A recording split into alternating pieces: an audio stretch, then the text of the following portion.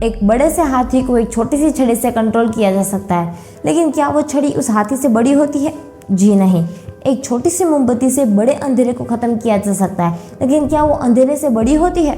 बिल्कुल नहीं।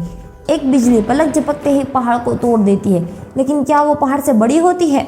ऑब्वियसली नहीं। इसीलिए सही बात तो यह है कि बड़ा होना मैटर नहीं करता, मैटर करता है पावरफुल होना।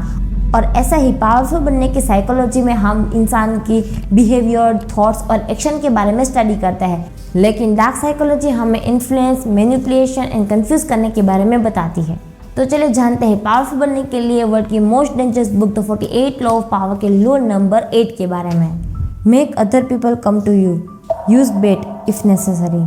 दूसरों को अपने पास बुलाए, जरूरत पड़ने पर दाना भी डालें। ताकत के मामले में लोग कंफ्यूज हो जाते हैं।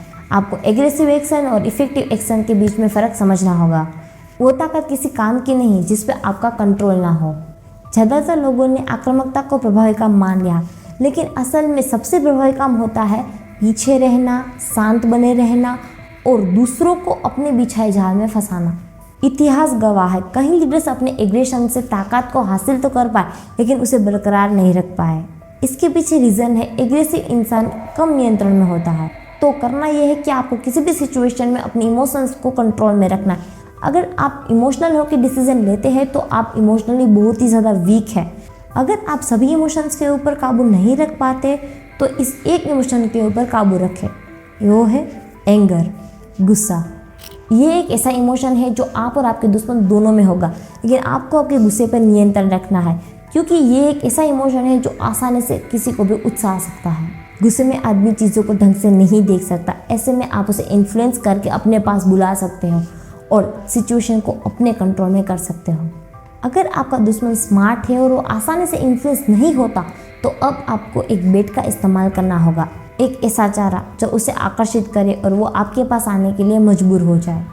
अगर आप उसे यकीन दिला देते हो कि सब कुछ उसी के मुताबिक हो रहा है, तो उसका आपके पास आना तय है। एग्जाम्पल से समझते हैं। चूहे को पकड़ना आसान नहीं है, लेकिन अगर पिंजरे में मनपसंद चीज़ रख दी जाए तो वो खुद ब खुद चल के वहाँ पे आता है और पिंजरे में कैद हो जाता है। इसी तरीके से मछुआरा मछलियों के लिए जाल बिछाता है और भालू का शिकारी अपने शिकार के पीछे दौड़कर अपनी जान को जोखिम में नहीं डालता।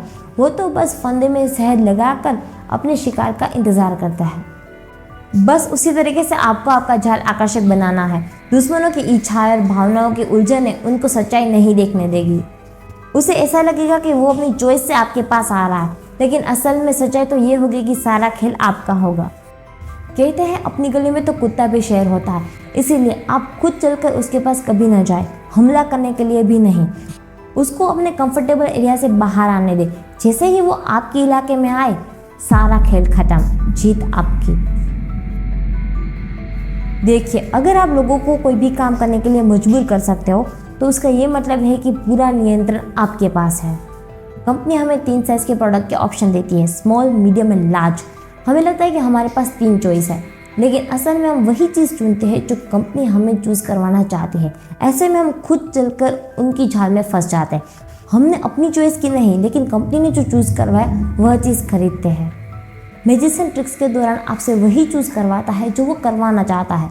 वो जादू नहीं, साइकोलॉजिकल ट्रिक जानता है। इस इन्फ्लुएंसर से भरी दुनिया में एक डार्क सीक्रेट ये भी है कि लोगों को लगता है कि वो अपनी मर्जी से ज़िंदगी जी रहे हैं, लेकिन असल में आप भी अपनी लाइफ में जो कुछ भी कर रहे हो उसमें से काफ़ी सारी चीज़ें कोई और आपसे करवा रहा है। इनोसेंट हो और ज़्यादा दुनियादारी नहीं समझ पाते तो कोई बात नहीं, कुछ चीज़ों पे ध्यान दीजिए। अगर खेल अच्छे से खेला जाए तो यकीन मानिए शिकारी खुद यहाँ शिकार हो जाता है।